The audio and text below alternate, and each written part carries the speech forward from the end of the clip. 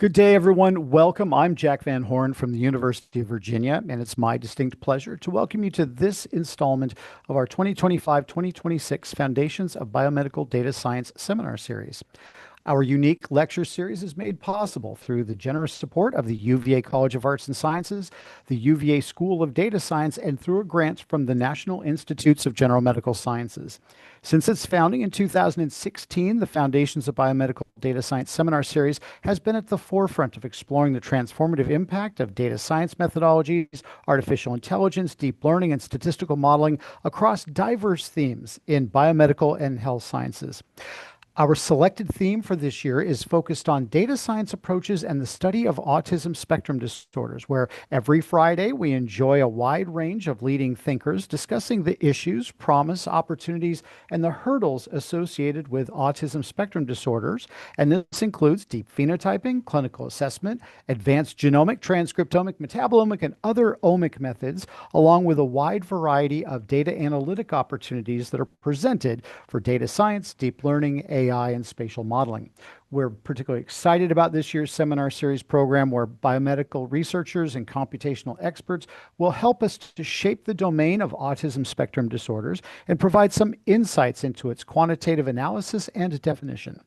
This topic is very newsworthy right now and subject to much debate, possible misunderstanding concerning about its causes and treatments, clearly bringing data and novel methodologies to bear to understand the roles of genetics, the developing brain, the environment will be very important to explore in autism.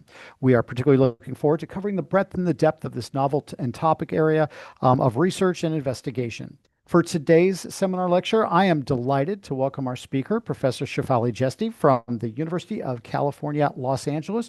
Shafali is a behavioral child neurologist and chair of pediatrics at the UCLA David Geffen School of Medicine.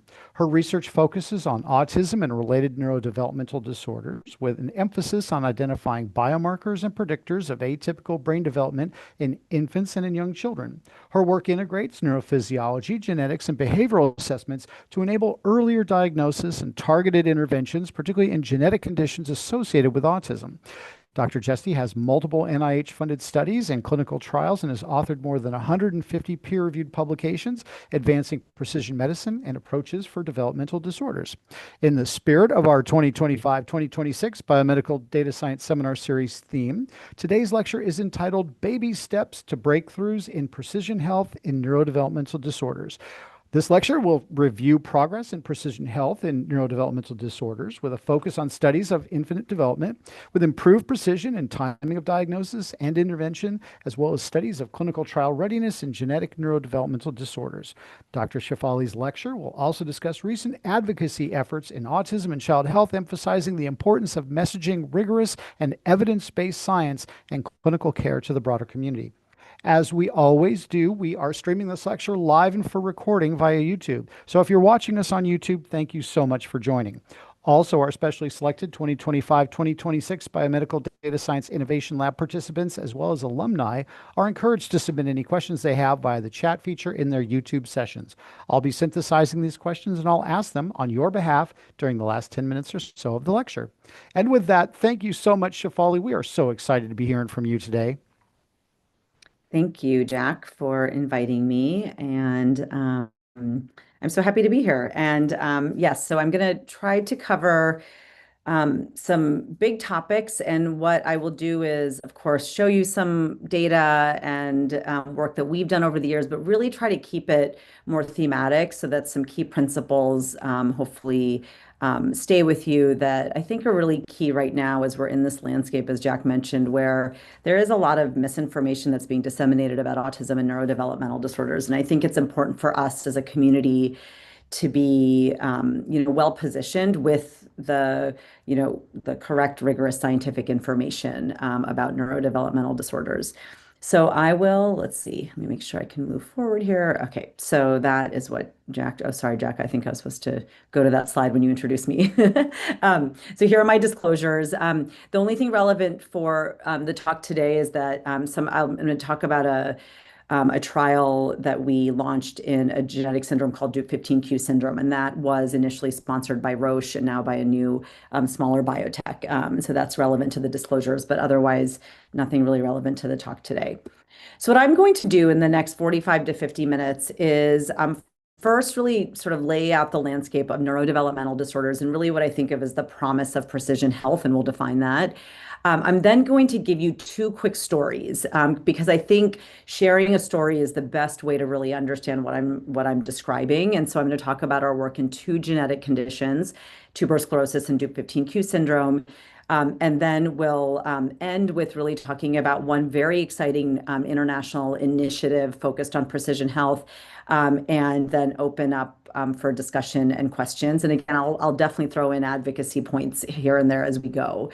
But again, I think that advocacy ultimately starts with and is centered on knowledge and rigorous information. And so I think the more you can learn just from all the experts in the world that we have on autism, the more well-positioned you are to be an advocate for the field and for our children who really need it the most. Okay, so just getting us all on the same page, neurodevelopmental disorders are a group of conditions that are described behaviorally in our Diagnostics and Statistics Manual, which is really like a handbook that clinicians use to diagnose neurobehavioral and neuropsychiatric conditions. So in the neurodevelopmental disorders category are conditions like autism, intellectual disability, global delay, ADHD. And what we know nationally is that NDDs are common, right? And I'm sure that any of you listening know someone, maybe many people who have one of these diagnoses. And we know that about 15% of children have some neurodevelopmental disorder. And I'm not going to spend time today talking about why the increase in prevalence. If that's a question you want to ask later, you definitely can. What I will say is that largely these diagnostic rates reflect our, I'd say, improved awareness of these conditions, especially earlier in development, and our improved accuracy in making these diagnoses by clinicians in school settings and in other areas. So that's really the large driver of the increase in prevalence. Quickly, just to get us on the same page about autism, and I know autism has been a theme for the year, so you probably know this. Autism is defined by having challenges or impairments in social communication skills, as well as the presence of repetitive behaviors, restricted areas of interest, and sensory challenges, either being hypo or hypersensitive to various inputs. So that's really what makes autism a diagnosis. And it really, at its core, it's a set of challenges in really social behavior or social interactions, and those can really change over time, right? So that's really it. These are behavioral diagnoses, so they can be very variable in how they present. And in fact, there's variability even in how they're diagnosed. And that can lead to some challenges when we're doing research in this area, because it's not just one blood test or one biomarker that helps us make this diagnosis. Very relevant for my talk on precision health, which is where our field has very excitingly moved over the last decade or maybe decade and a half, is the field of genetics, right? And what we know is that genetics informs our understanding of cause in most neurodevelopmental disorders. And just stated very simply, there's kind of two big buckets of genetic etiologies we have. And I don't know if you guys can see my cursor, but if you cannot, on the very right side in the blue, we have many cases where we have common genes, common variants that we all have inherited by parents or sometimes new. And that combination of very common variants together, polygenic risk or polygenic likelihood, as we call it, together can lead to a neurodevelopmental diagnosis. And that's very common, but these are, these tend to be genetic changes and combinations that lead to generally more mild levels of impairment and milder severity, if you will, of presentation. You then, on the other extreme, have what we call these rare variants, often de novo, right? So you have a mutation or a copy number variant in a gene that's not passed down from a parent. It's a new mutation. And this can cause more severe symptoms or more severe disease. And what we know is that about 10 to 15% of children with autism and related neurodevelopmental disorders have one of these de novo variants. And what's important is that we can identify those on clinical genetic testing. And in fact, now, based on sort of our knowledge of the fact that these diagnosable genetic changes occur pretty frequently, I'd say, if you think of 10 to 15% as the number, genetic testing is now the only routinely recommended medical workup for a child with a neurodevelopmental disorder. So we see kids who get all kinds of other testing, MRIs, EEGs, and this and that.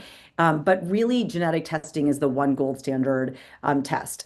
There's a lot of variability in what the exact testing, what the recommendations are for exact testing. We actually wrote a paper that came out last year through a collaboration with the IDDRCs, the Intellectual and Developmental Disabilities Research Consortium, where we actually just looked at professional guidelines, professional society guidelines for genetic testing. And we found there's a lot of variability. But what we do agree upon is that every child should get some level of testing, at least a microarray, which looks for big copy number variants, and then ideally whole exome or even whole genome sequencing to look for single nucleotide polymorphisms that lead to single gene mutations. And so this is really where the field is. Now, you might ask, well, why, right? Like, why do we need to do this testing just to understand etiology? And I'll tell you, when I was a resident at Boston Children's, now many years ago, sadly those years that number gets bigger every year. But it was about 15 years ago when I was at Boston Children's, and it was largely academic. We would find a cause and say, well, this likely causes your child's autism. We'll do some research and figure out if that has any implications for prognosis or treatment. But it's changed a lot, right? Because now, as we're doing genetic testing in more and more kids, we're identifying more and more genetic causes in more kids with the same conditions. And that has opened the door for precision health. And the way we define precision health, and I'm quoting Obama here from many years ago in his State of the Union address, where he talked about precision health as being delivering the right treatment to the right patient every time. In neurodevelopmental disorders, we also like to think of that treatment being delivered at the right time. And I would also add accessibly and affordably.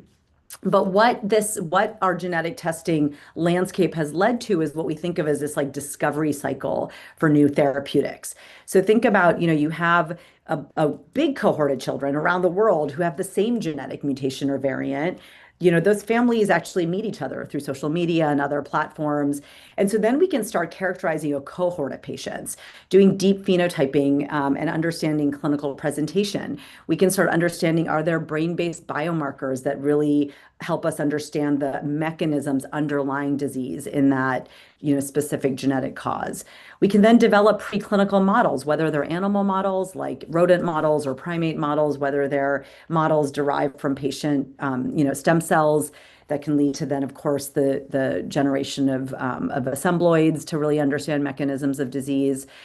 But as we develop those preclinical models, we can really start digging into and understanding mechanisms of disease, but also then testing putative treatments, right? And those treatments could be repurposed drugs, but also ideally can be direct gene editing or ASO strategies that really can help modulate that pathway very early, ideally in brain development. And ultimately, when that happens, you can then test those treatments in patients through clinical trials. And ultimately, the goal is improved neurodevelopment. Now, this pathway honestly felt like science fiction 10 years ago, and it's no longer the case. We actually are in this space right now, and we are very actively engaged in clinical trial readiness and clinical trials in these genetic neurodevelopmental disorders. And what's happened over the years, which is very exciting, is that, as I said, parents are our best advocates. They are fierce, and they want more than anything else to help their children, right? And so if you have parents who have kids with the same genetic variation or mutation, they find each other. And social media has been very helpful here. And they form these patient advocacy groups. And this is a slide just showing a handful of logos of different patient advocacy groups. There's 100 more of these that exist, right? And these advocacy groups, their number one goal, I mean, first is to support families as they're diagnosed, but the second is to accelerate research, right? And really get their community to clinical trial. And I can't tell you how rapid that has really occurred and accelerated over the last, especially few years.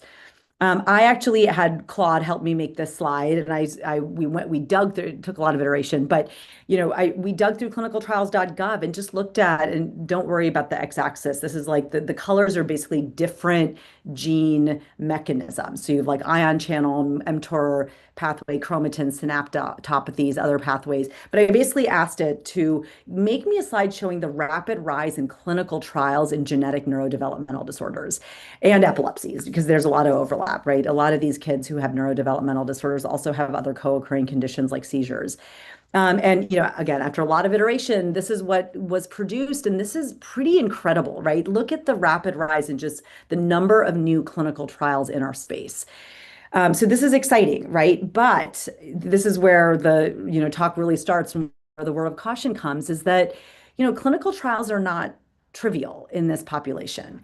And why is that, right? So we are working with a developmental population, right, where children are often very severely affected. They have intellectual disability, they have autism, of course, they have other challenges. And we need to figure out, how do you perform a clinical trial that's going to tell you that a putative drug works? What is our model for clinical trials in the field? It's, we think about things like Ozempic, right? Which is, the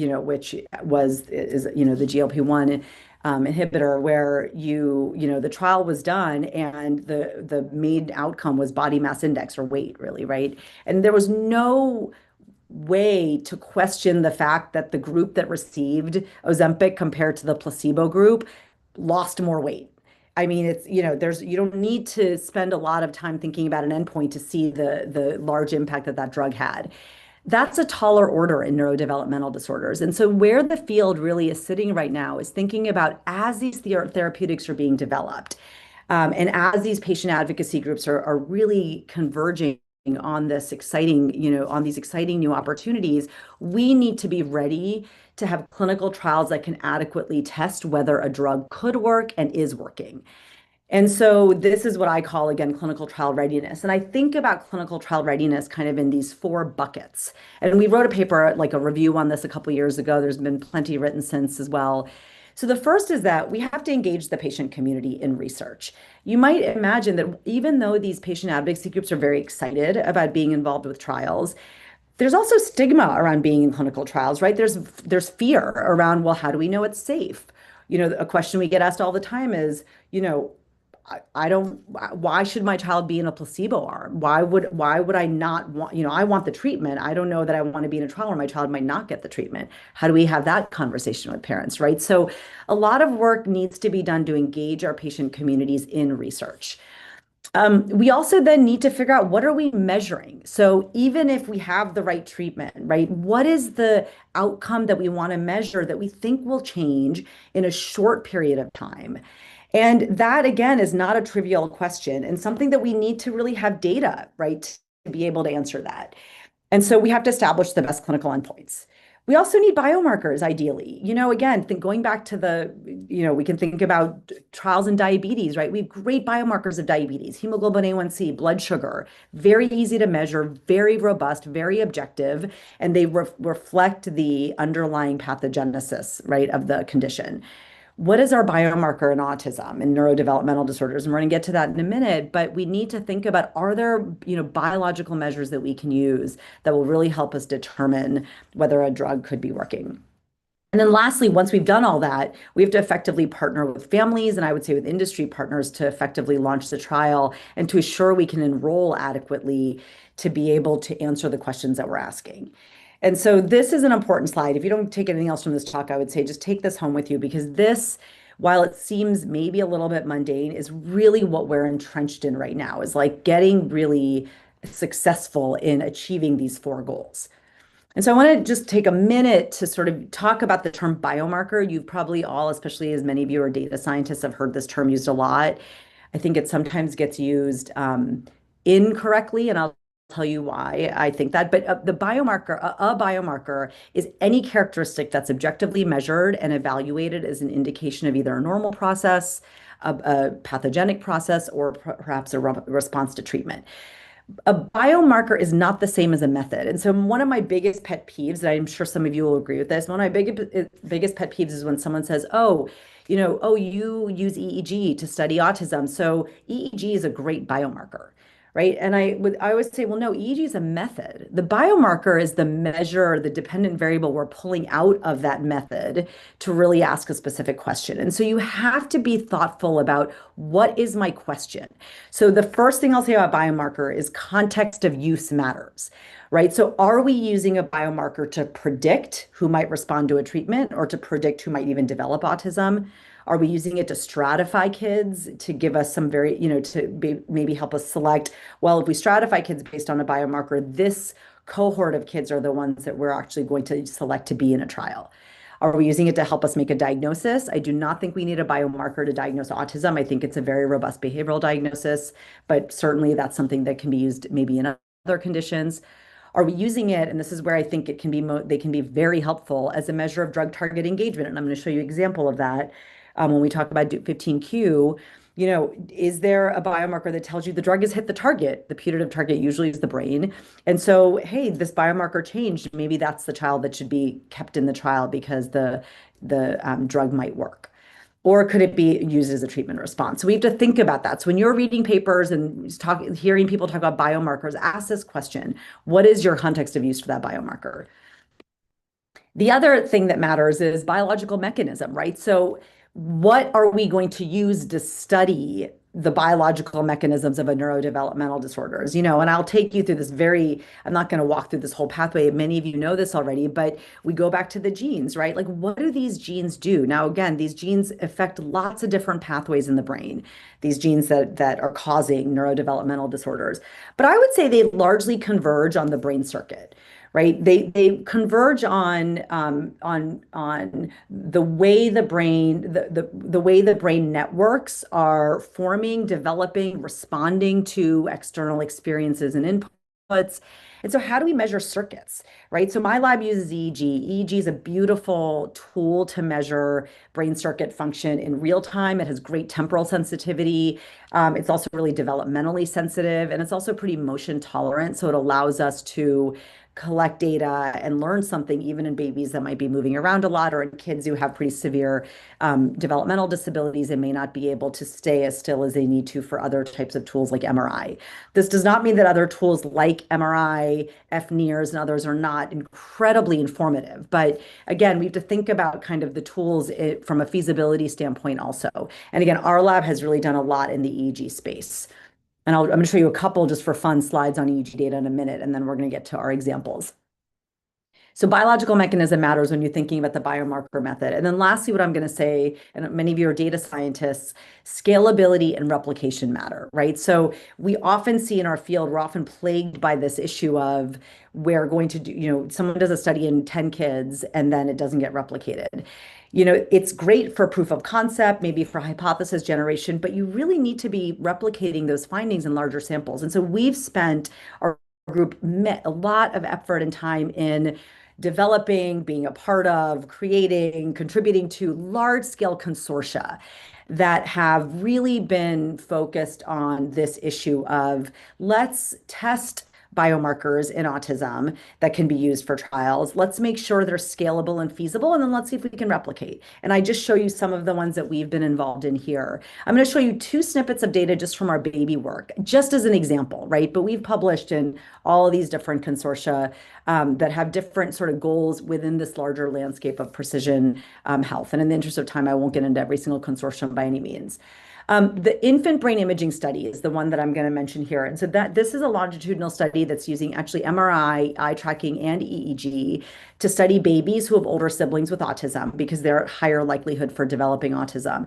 And what we're asking is, are there biomarkers that really reflect brain circuit function that not only might precede an autism diagnosis, but that are really developmentally sensitive, which then could possibly even be used in later development as clinical trials of treatment response.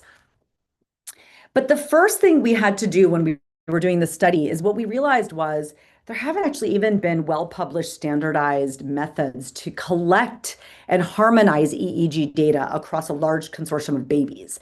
And HBCD, which I think you guys are involved in, of course, is doing this as well. But we really first set out just to establish what we would say or propose kind of rigorous methods in data collection and harmonization, quality control in babies. And this work is led by Abby Dickinson, who's my colleague here at UCLA and really was my postdoc and now has really led this field in EEG and autism. And we just published this paper last year where we basically just, developed protocols for data quality at different sites around the country. And we showed that by doing so, we could really get really nice resting state data in our cohorts. This is in data over 100 babies across the country, and we can see some nice simple power spectral densities. We can show, that there's the emergence of an alpha peak in babies as they get a little bit older. We also have done work in these babies asking, are there differences in brain networks once we've established kind of good, solid data quality and harmonization? Are there network differences in babies in early infancy that do predict later autism symptoms? And this is just one figure from a paper that we published a few years back, which showed that there is this pattern as early as 3 months of age in babies, where they have the blue is blue is hypo, so reduced connectivity in kind of frontoparietal circuits and increased connectivity in these parieto-occipital circuits in babies who go on to have autism. And we're actually working on replicating this exact finding in a larger IBIS cohort as we speak, because we just finished actually the next longitudinal IBIS study. And we've also shown that we can correlate some of these resting state EEG measures with actually developmental features such as cognition, language, and motor. I won't get into this one in too much detail in the interest of time because I am aware of time. But this is another really nice example of how in babies we can take this is just resting state EEG. When I say resting state, I mean spontaneous. So the baby is wearing a net, they're watching, sort of passively watching, abstract videos. And we can collect and learn a lot, again, if we use those very rigorous methods for data harmonization and quality. And this is a study using that same huge data set where we basically looked at functional principal component analysis. And we basically derived dynamic markers of spectral maturation, right, from these babies. And we basically asked which components most explain the variation in our data. And what we found was that one principal component, which reflects basically power increases in the alpha band, so 6 to 9 hertz, represented the most significant age-related trend. And so and to really deconstruct that, what that means is that, and you can pay attention to this figure, is that in babies who went on to develop autism, what we found is that they showed this accelerated pattern of maturation of alpha power.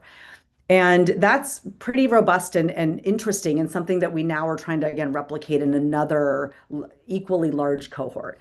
But this is just to show you that we can use these really simple tools and extract biomarkers that then are developmentally informed that can then be potentially used in future trials. And again, a lot more to come here, but I think it's a really exciting field. Okay, so I'm going to move on and talk about 2 real-world examples in the precision health space. And I took that little detour about biomarkers because I know you guys are data scientists, and I'm sure you'll have questions about that, which I can answer. Okay, so story number 1 is about a genetic condition called tuberous sclerosis, and I'm looking at my time. I'm good. Okay, so I'm going to spend probably 7 minutes on each of these examples, and then we'll do some wrap-up as well. Okay, so in TSC, we have really, again, spent quite a bit of time thinking about engaging patient community, clinical endpoints, and then really partnering with our community. So what is TSC? Some of you may be familiar, some of you may not. Bottom line is it's a genetic syndrome that's caused by a loss of function mutation in TSC1 and 2. What happens basically when this mTOR pathway is affected by by either a TSC1 or 2 mutation is that you basically have mTOR, which regulates cell size and cell growth. It's constantly active. And so you get basically too many cells growing and they're too big. And so what that results in is multiple benign tumors, hamartomas as they're called, throughout the body, including the brain. And we also see abnormal brain connectivity in these babies, even outside of these benign tumors. What's important about TSC, and the reason we started studying it a long time ago when I was at Boston Children's, is that it turns out most of these children with TSC develop autism or some other NDD, such as cognitive impairment. Very high incidence of autism and cognitive impairment. And what's also really important is that these babies are often diagnosed in utero because of those benign tumors. So this is a perfect kind of high likelihood for autism group to study when we think about kind of early predictors, early markers of atypical development in, again, a high risk group. And so again, with partnership with Chuck Nelson at Boston Children's at the time, we, for about 8 years, prospectively studied babies with TSC. And we asked the question, are there early behavioral markers and early biomarkers that predict autism and other neurodevelopmental disorders in this population? And we found, in fact, that there are. So we found that there are differences. The purple line is autism. The children who develop autism as early as 12 months. Children with autism have delayed neurodevelopmental, have delayed nonverbal cognitive skills. We also found that children who go on to have autism as early as 9 months actually have atypical eye contact, disengagement, and social referencing. And we also found differences in EEG, both in the emergence of their peak alpha as well as in interhemispheric connectivity by 12 months of age. And so this is very important that we could identify these things, but then the question becomes, well, now what, right? We need to think about, can we actually test an intervention to improve developmental outcomes? And we did just that. So we developed actually a behavioral intervention. Now, there also right now is an ongoing precision health mTOR inhibition trial in babies with TSC that maybe if I come back in a couple of years, I can show you results. Well, that's kind of underway. But a few years ago, there was no possibility for a drug trial in these babies. And so we asked, well, let's test behavioral intervention. And we'll call it a precision health trial because what the precision really comes in the timing. We'd like to start this early and ask if we really thoughtfully intervene behaviorally with these babies and their parents as early as possible, might that improve neurodevelopmental outcomes? And so the intervention we used was called Jasper. And Jasper is a behavioral intervention that was developed by Connie Cassery at UCLA. And it's a parent-mediated intervention that really promotes social communication skills. And so this trial was designed where babies were enrolled at between 12 and 36 months of age. They were randomized to either getting Jasper immediately or they were on a wait list because we needed some comparison group, and then they have eventually received Jasper. I will say the trial initially was meant to be in person, and we found that recruitment was very difficult. So we converted the entire trial to remote, and we actually published the methods in converting it to a telehealth approach, which has now been used. This model has been used by many other groups. What was interesting is that we did this about 6 months before COVID hit. And so then COVID hit, and we luckily had already learned about Zoom and learned how to do this whole telehealth approach. We then had to make more modifications because of COVID. We couldn't bring kids in at all, even for testing, right? So that led to another set of modifications that had to be made. We learned a lot, and this is all published, so you can kind of learn about how we approach this. But we really were able to work with families and engage them where they were, right? Meet them in their homes because they don't want to come in person every week to be engaging in these kinds of trials. We did a really good job with enrollment. Our goal was 60. We were able to do so with all these modifications, and we saw kids from all over the country. And the bottom line is that what we found, and sorry, I didn't mention that our main outcome was joint engagement. So the time a baby spent engaged with their parent, which is a really nice measure of social communication skills that Connie Cassery uses quite a bit as her primary outcome measure. We also did collect, of course, EEG data. At baseline, we were supposed to collect it throughout the trial to look at change, right? Relevant to what I just talked about with you all with the biomarker piece. But because of COVID and the fact that we had to move this fully remotely, we mostly had baseline EEG, and we actually are in the midst of analyzing those data now. But we just had the outcome paper published, so I can show you the results, which were extremely interesting.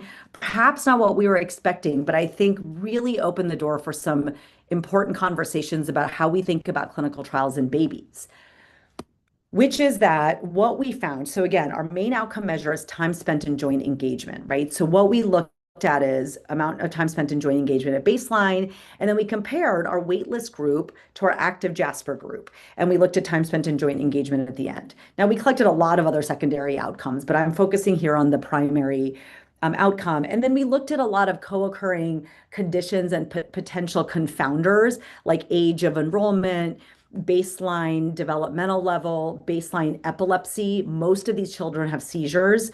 So we wanted to make sure that was not a big confound in our outcomes. So we controlled for all those things. And here's the bottom line. And I'm showing you these data in this way, which probably appear very messy, which is on purpose. These red lines are all the kids in the active treatment group and the change in joint engagement. It's all over the place, right? There was a lot of variability in how kids did. Same within the waitlist group. But if you take the mean of change, what we actually found is that statistically, when we did our modeling, both groups made gains in joint engagement. So our kids waiting for treatment made gains as a whole, as did our kids in active treatment. So one might argue that's a failed trial, right? Kids with Jasper didn't make more gains. But really, to me, what this means, and we've talked about this as a field a lot, is that there's something therapeutic about being followed in a trial, right? So what are we doing in this trial? Sure, we're providing intervention in the active treatment group, but we're also assessing development. We're giving parents feedback about their child's development, which is then opening the door for them to access other interventions. It's giving them access to specialists at the sites to be able to ask questions and get feedback and get support. And we really believe that that surveillance effect, as we call it, is therapeutic.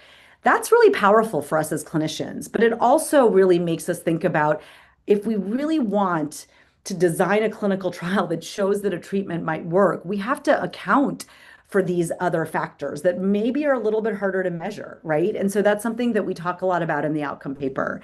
But I do want to highlight that we see gains overall in these kids, and that parents find that being in a clinical trial is actually super helpful.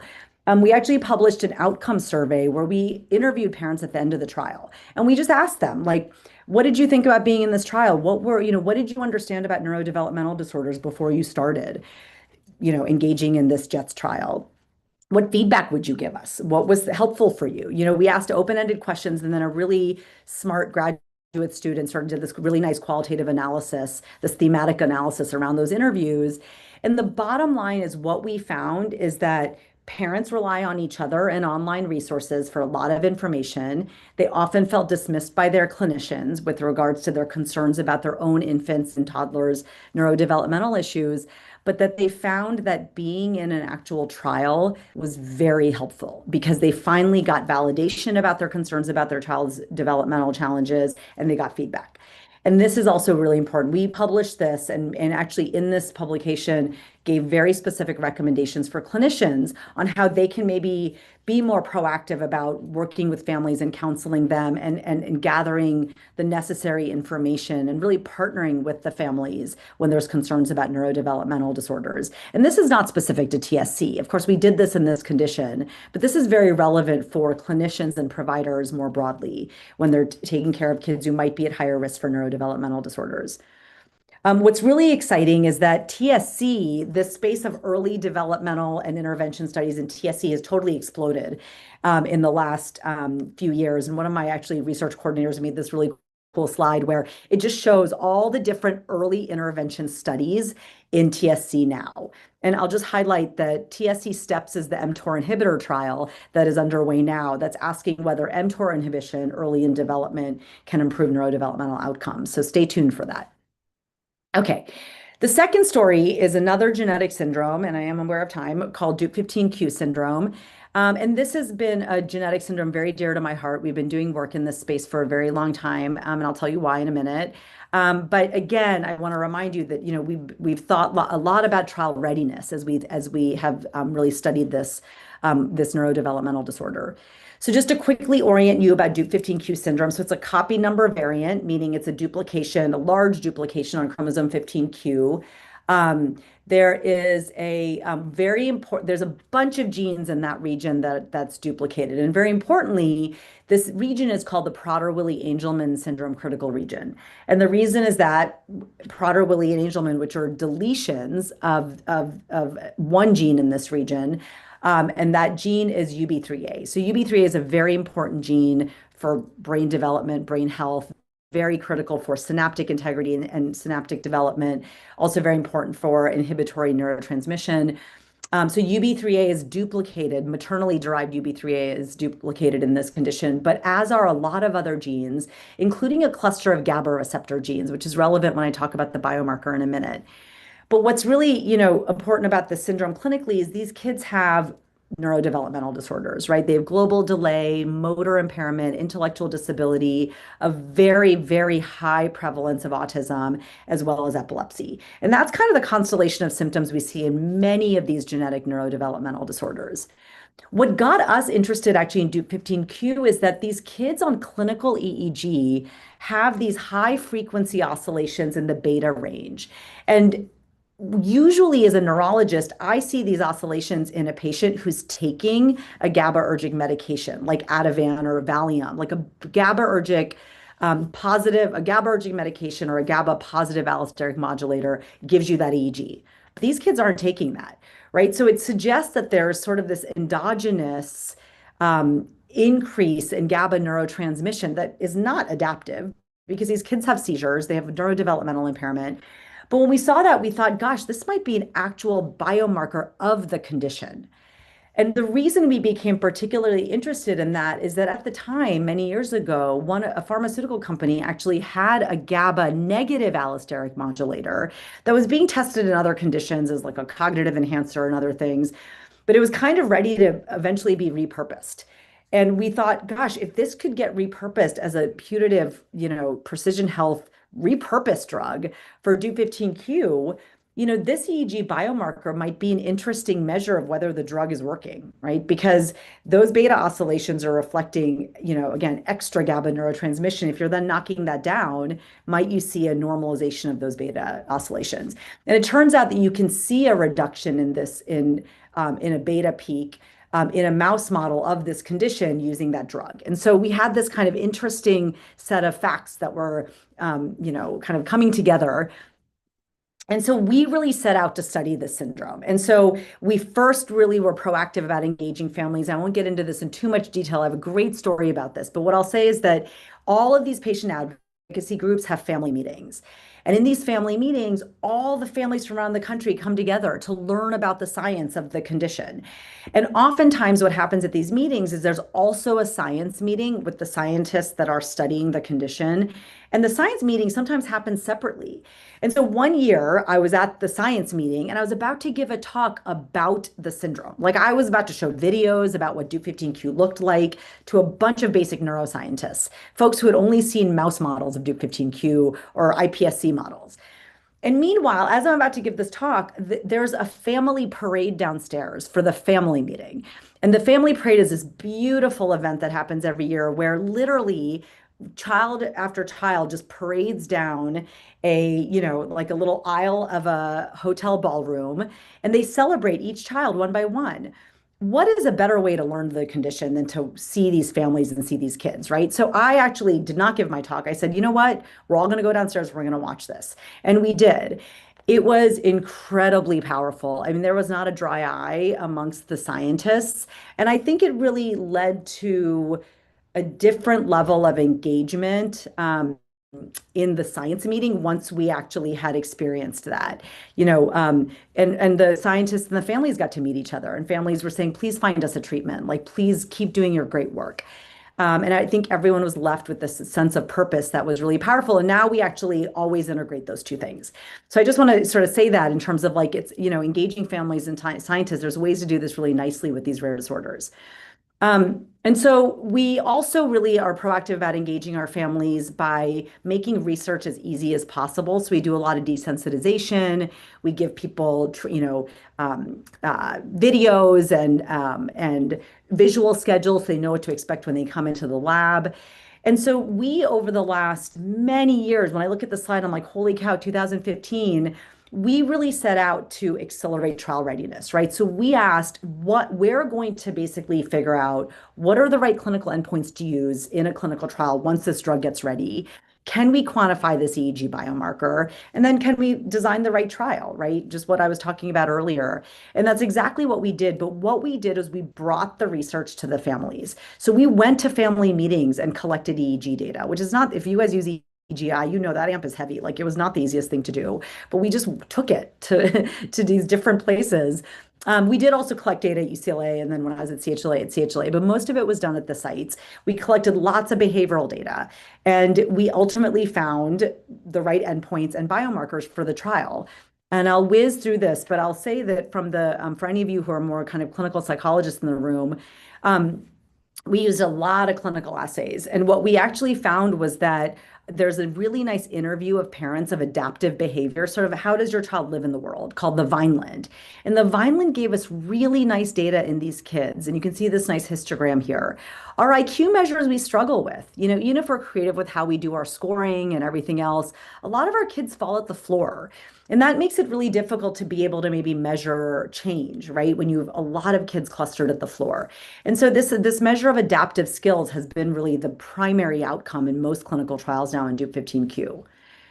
These children also have a lot of motor impairment, and so we've done quite a bit of work quantifying motor behavior. Here's really nice data from a gait mat from my colleague Rajutha Wilson, where we could really nicely quantify differences in gait in these kids, and the gait mat actually is also being used as an outcome measure now in trials.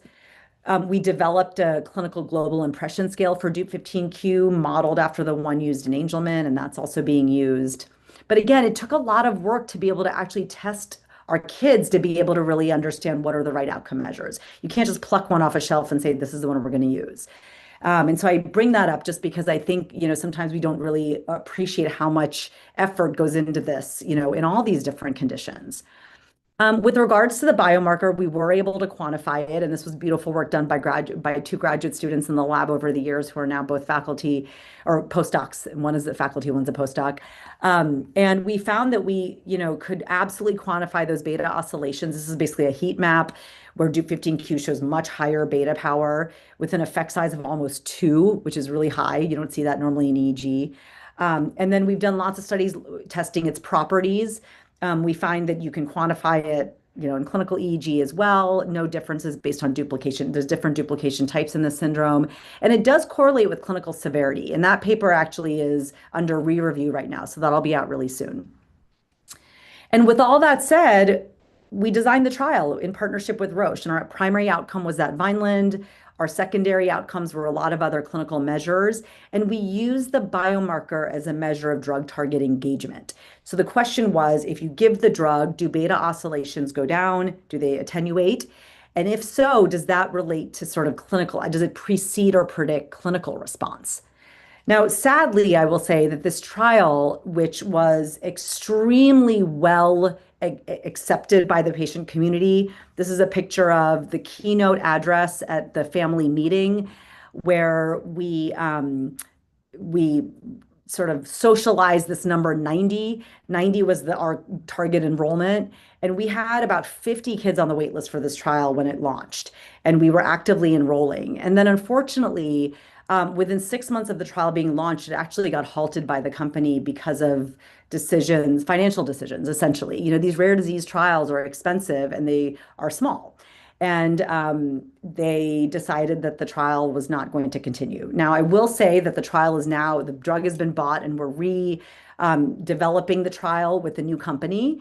But I want to just quickly, and I'm looking at time. Okay, Jack, I promise I'm going to be done in 4 minutes. Is that what happened when the trial closed was that there was this outpouring of response from families. And I show this because, 10 years ago, there's a lot of stigma around trials, but because of all the work we've done, not just my group, obviously, nationally around getting people excited about the opportunities in precision health and just engaging families, now families want to be in clinical trials. And so when the trial was stopped, there were hundreds of letters sent from families to the company like this saying, our community is ready, the funding is here, this is where advances be made, please rethink it. I'm going to quickly show you this video, not just to sort of tug at your heartstrings, but to really show you how these families responded, because I think it just shows how engaged the community is, as I said. These kinds of videos were all over social media from families, kind of begging for the trial to be relaunched or restarted.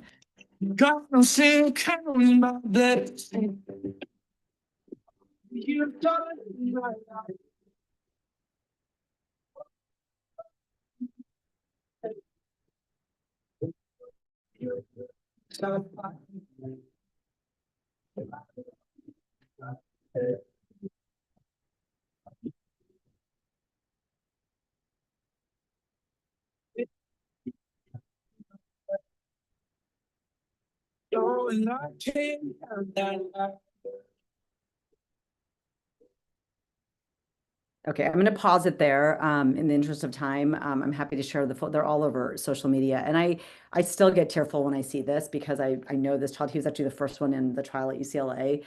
But, this is not to vilify pharma because, there's industry has its own considerations to make, but it just shows how desperate these families are,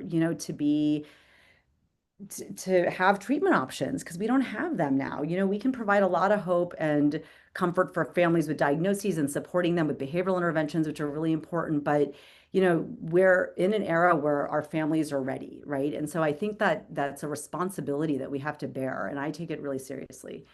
Um, Okay. So I'm going to skip the slide actually. And so this is the new company, Nuleos, that actually has bought the drug, and we're actually underway in designing the new trial. In DUP15Q, actually, there's also two ASOs being developed targeting UB3A specifically. And this is all just in the last couple of years. And I'm telling you the story of DUP15Q, but this exact story has unfolded in some way in all those other conditions I showed you on that slide with all the logos, right? So it's incredibly exciting, but it's, again, as I said, also a responsibility for us to think about how we message this and how we make sure that we are protecting our families as we kind of continue down this path. Okay, so I'm going to quickly end by just telling you about one upcoming initiative that is very exciting because it really speaks to, I think, an appreciation of the relevance of this space of precision health and neurodevelopmental disorders. And this is an initiative called ARIA, which is aligning research to impact autism. This is funded by the Sergey Brin Foundation. I'm sure many of you have heard about this already. And this is a multi-million dollar initiative whose goal really is to accelerate clinical trial readiness and trials in autism. There's a bunch of different kind of basic neuroscience hubs that are working more on mechanisms of disease, developing treatments. But at the core is this network of sites that are going to be announced soon. And these sites, innovative medicine and precision approaches to clinical trials in autism, these sites are going to be funded to basically do, clinical trial readiness studies and then launch into trials in profound autism, so in kids with more significant levels of impairment and in genetic autism. So the kind of populations that I study, my team actually has the privilege of overseeing the activity of all these centers. So we're right now knee deep in developing not just our tools for outreach and engagement, but really creating the battery of what are we going to test for biomarkers, clinical endpoints. I mean, the protocol is basically done at this point, but we are tasked with this very large scale initiative to do this. This is like my career dream, right? Because so far these studies have been done in these small buckets and with these small numbers, and now we can do this at a scale that I think will truly make an impact. Okay. Oops. Okay, so I always get asked, are we ready for trials? And I will say, yes, we are, but there's quite a bit of work that we still need to do, and we don't need to be reinventing the wheel. Okay, so my last slide for you is that I'm going to just make this pitch, and it's sort of how we started and how Jack even introduced me, which is that we are in a landscape right now where there have been a lot of threats to child health. Research, clinical care, we have challenges around reimbursement, federal reimbursements for care, research funding, as many of you probably have been directly impacted by. I think there's been an undermining of trust in science and in medicine, and I face that quite a bit. We all do. And there's also been some erosion of resources for special education and interventions. And so I think it's really important for us to be advocates for our kids by being, again, really well armed with the right information. I will say, you can see this website here. There's been a really nice collaboration of researchers in autism led by Helen Tager-Flussberg. And it's called the Coalition of Autism Scientists. I highly recommend going to their website, and we have like webinars and things like that. But it's really a gathering of autism researchers who are trying to do their best to really advocate for our kids. And so with that, I'll stop. I know I went a few minutes over, Jack, sorry. But I want to, of course, thank a lot of this work is lots of different collaborators. These are members of my lab. And thank you for inviting me very much. And I'm happy to have a conversation and answer questions. Shafali, thank you so much. The point I think I just wanted to kind of like get to immediately was the fact that there are people involved in these kind of studies. They have real disorders. They're not just a abstract data point that we're trying to do stuff with computationally or otherwise. There's actual humans in behind the scenes who care a lot about what happens with these kids. And I worry a little bit sometimes that our data science community, bless their hearts, Hmm. they look at data and they go and they fit predictive models and they kind of are quite happy with themselves, but it's somewhat disjointed and removed from the fact that there are still people involved. Hmm. Have you seen that yourself, in just in your practice and in your research activities? Yeah, I mean, it's a great question, and I think that I don't think it comes from a bad place. I No, it think doesn't. that, That's it. but I think that absolutely that is true. And in some ways it's necessary, right? Like if you are a graduate student or a postdoc studying the mechanisms of, UB3A overexpression in a mouse model of Dup15q, that's your focus. So you don't necessarily need to be distracted by understanding all the clinical implications of what that variation means to a developing child. Having said that, I think that there are places where understanding, even from a scientific standpoint, understanding the clinical, the behavioral, biological manifestations of the mechanisms that are being studied or the data that are being, you know, examined at large scale, that matters because it helps inform the kinds of questions you're going to ask. And I'll give you actually a really good example from that. I was actually just at the Simons Foundation meeting, which is an incredible meeting. I mean, the most phenomenal basic neuroscience was presented. And it was really helpful because what they did there was at the end of the talks, which were all basic science, mostly basic science or data, based presentations, they were not clinical. There was a panel that was led by someone who was more of kind of a translational clinical researcher. So questions could be asked and context could be made, right, in a way that I think helps guide the understanding of the work being done. But I'll give you an example from the Duke 15Q. So when we had that experience, when I brought all the researchers down, which is a totally true story, like we stood there and watched these kids parade in, and it was very emotional. What's really striking in Duke 15Q, like many of these genetic conditions, is they have hypotonia or low tone, and it affects their motor development, but it also affects all other aspects of their development, right? And so it's very striking when you watch these kids walk. Some of them are non-ambulatory, some are walking, but it's very wide-based, and you could see that if you caught it on the figure I showed you of the gait mat. So when we went back to the room, the science meeting, a couple of the scientists that were really studying, two of them were studying mouse models of the disease, said, we're not doing anything to measure motor in the mice. Like we really should be thinking about that because I'm so struck by the fact that the motor system is so affected in this condition. They'd read it, right? But the second they saw it, they thought, and we really should be looking at gait in the mice because their gait is so affected in the patients. That wouldn't have happened, right, if they had not had some clinical sort of link. But then quickly, what I'll also say is I think this idea of like there's people behind it. I mean, I think that's also really important from the standpoint of everything we say, everything we message, everything we promise, at the other end of that is a family. And so, when this trial ended, and I was not, I'm not again trying to vilify the company, but it was devastating, and it was a decision that was made that needed to be made for financial reasons or whatever else. But like on the other end of that were people. There were families who had put a lot of hope into this opportunity that then had to wait, again. So that was a tough experience. When you were talking about biomarkers, you gave a definition, and the two words in that definition was a longer paragraph, which I won't try to remember, but there were two words: objectively measured. Hmm. And I thought that was really important, especially as we are throwing more and more AI related Hmm. methodologies at data and deep learning and everything, where an answer comes out. We don't know how the answer was derived, but the definition of a biomarker is objectively measured. We don't really, the objectivity is, I'm not exactly sure, present, and yet we've labeled it as a biomarker. And I think it touches on some of the warnings you kind of hinted at about what we call a biomarker. Do you want to Hmm. comment on that?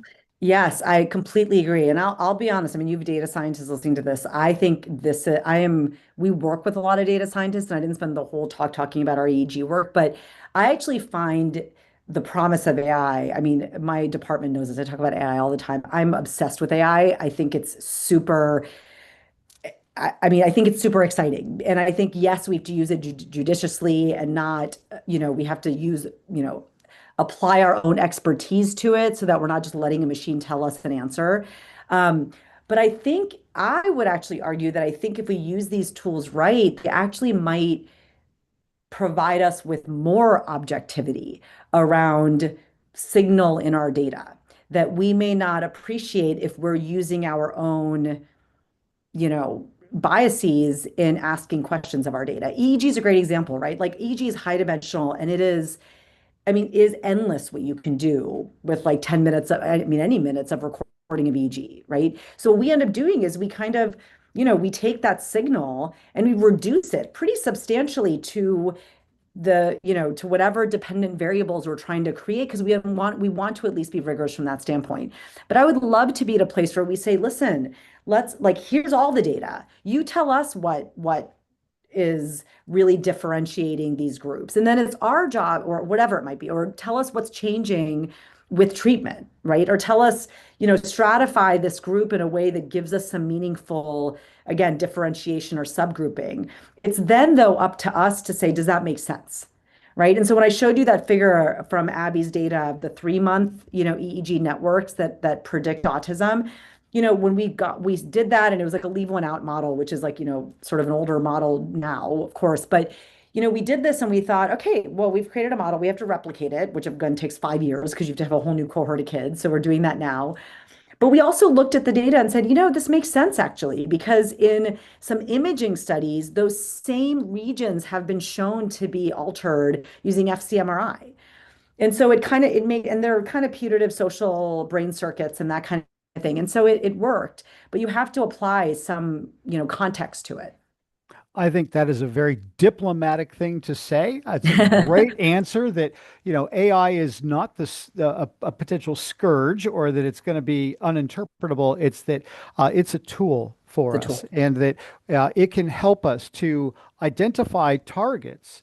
But we have to be very, very mindful of, it can be wrong. It may not replicate sometimes. We have to be very, just thoughtful about how we interpret those results. And I think Mhm. that's a wonderful message after all the things you talked about, because there are people on the other side of this, and how we communicate those messages is really Mhm. important. So, Shafali Jeste from University of California, Los Angeles. Thank you so much for joining us. We've really appreciated having this conversation and hearing about all the amazing work that you do. When do you sleep, Shafali? Because that's a lot going on.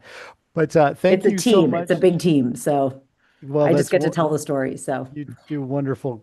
Have a wonderful team. Thank you thank so much. Have you. a wonderful weekend, and we'll see everybody again next time. Thank you. Awesome. Good luck in basketball. Go Hoos.